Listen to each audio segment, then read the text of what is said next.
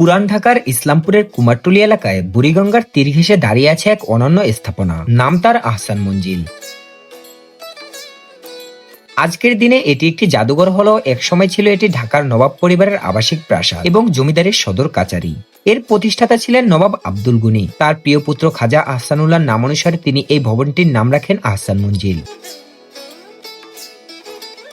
1859 সালে শুরু হয় এর নির্মাণ কাজ, আর 1872 সালে সম্পূর্ণ হয় এই চমৎকার গোলাপি রঙের প্রাসাদ। বাংলার ইতিহাসের গুরুত্বপূর্ণ সিদ্ধান্তগুলোর একটি 1906 সালে মুসলিম লীগ প্রতিষ্ঠার সিদ্ধান্ত হয়েছিল এই আহসান মঞ্জিলে। এই ভবনটি ইতিহাসের সাক্ষী হয়ে দাঁড়িয়ে আছে এখনো। সময়ের সঙ্গে সঙ্গে প্রাসাদটি কয়েকবার সংস্কার হয়েছে। সর্বশেষ সংস্কারের পর বর্তমানে বাংলাদেশ জাতীয় জাদুঘরের তত্ত্বাবধানে এটি রক্ষিত একটি ঐতিহাসিক স্থান। আহসান মঞ্জিল সম্পর্কে বইপত্রে অনেক পড়েছি, ছবি দেখেছি, গল্প শুনেছি, কিন্তু মনে ইচ্ছা ছিল একটাই, একদিন নিজ চোখে দেখবো এই প্রাচীন নবাব বাড়ি। সেই স্বপ্ন পূরণ করতেই আজ আমি এসে দাঁড়ালাম গোলাপি রঙের মহলটির সামনে। দূর থেকেই এই স্থানটি যেন চোখে পড়ে। চারপাশে সবুজ গাছ, সাজানো বাগান আর প্রাসাদের অপূর্ব স্থাপত্য মনে করিয়ে দেয় সেই নবাব আমলের অভিজাত্যের গল্প। টিকিট মাত্র 40 টাকা।